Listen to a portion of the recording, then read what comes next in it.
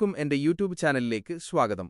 ആദ്യമായിട്ടാണ് എന്റെ ചാനൽ കാണുന്നതെങ്കിൽ സബ്സ്ക്രൈബ് ചെയ്ത് കാണാൻ ശ്രമിക്കുക. നമ്മൾ ഇന്ന് പറയാൻ പോകുന്നത് മഞ്ഞുരുകും. നാളെ നമ്മളേവരും കാത്തിരുന്ന ആ നിർണായകമായ കഥാമുഹൂർത്തങ്ങളാണ് സംഭവിക്കുന്നത്. കോടതിയിൽ ശരണ്യസത്യം തുറന്നു പറഞ്ഞിരിക്കുകയാണ്. രോഹിത് നിരപരാധിയാണെന്ന് അവൾ സാക്ഷ്യം പറഞ്ഞതോടെ രോഹിത്തിന് കോടതി ജാമ്യം അനുവദിച്ചു. ഇതിനെല്ലാം കാരണമായത് അലീനയാണ്. അലീന ശരണ്യയ്ക്ക് നൽകിയ ആത്മധൈര്യമാണ് സത്യം പറയാൻ അവൾക്ക് പ്രേരണയായത്. ഈ വിജയത്തിന്റെ മുഴുവൻ ക്രെഡിറ്റും ബാലചന്ദ്രൻ അലീനയ്ക്കാണ് നൽകുന്നത്. നീയായിരുന്നു ശരി അലീന, നീ പറഞ്ഞതാണ് ശരിയെന്ന് അഭിമാനത്തോടെ ബാലചന്ദ്രൻ അവളോട് പറയുന്നു. ഇതിനിടയിൽ മനുവും ശിവശങ്കറും വക്കീലിനെ കാണാൻ ഓടിവരുന്നുണ്ട്. രോഹിത്തിന് ജാമ്യം കിട്ടിയ വിവരമറിഞ്ഞ് ശിവശങ്കരൻ ആകെ തളർന്നുപോകുന്നു.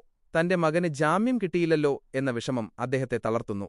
പിന്നാലെ വന്ന വക്കീൽ പറയുന്നത് അതിജീവത നിങ്ങളുടെ മകനെ തിരിച്ചറിഞ്ഞെന്നും അതിനാൽ അവനെ നേരെ ജയിലിലേക്ക് കൊണ്ടുപോവുകയാണെന്നുമാണ്.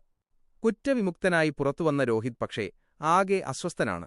മറ്റുള്ളവരെ അഭിമുഖീകരിക്കാൻ അവൻ ബുദ്ധിമുട്ടുന്നു.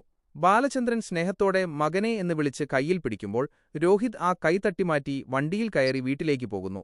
2 ദിവസം ജയിലിൽ കിടന്നതിന്റെ മാനസിക വിഷമം അവനെ അത്രമേൽ തളർത്തിയിട്ടുണ്ട്. വീട്ടിലെത്തിയ ശിവശങ്കരനോട് കമല കാര്യങ്ങൾ തിരക്കുന്നുണ്ട്. രോഹിത്തിന് ജാമ്യം കിട്ടിയെന്നറിഞ്ഞതോടെ കമല തന്റെ സ്വഭാവം വീണ്ടും പുറത്തെടുക്കുന്നു.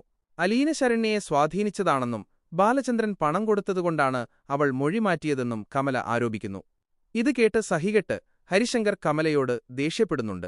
കഥയുടെ ഒടുവിൽ രോഹിത്തിനെ കള്ളക്കേസിൽ കുടുക്കിയ പോലീസിനെ കോടതി രൂക്ഷമായി വിമർശിക്കുകയാണ്.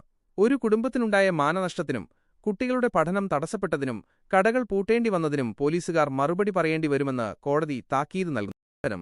കൂടുതൽ ചൂടുള്ള വിശേഷങ്ങളുമായി നമുക്ക് വീണ്ടും കാണാം. ഈ വീഡിയോ ഇഷ്ടപ്പെട്ടെങ്കിൽ ലൈക്ക് ചെയ്യാനും ഷെയർ ചെയ്യാനും മറക്കരുത്. അടുത്ത വീഡിയോയിൽ കാണുന്നതുവരെ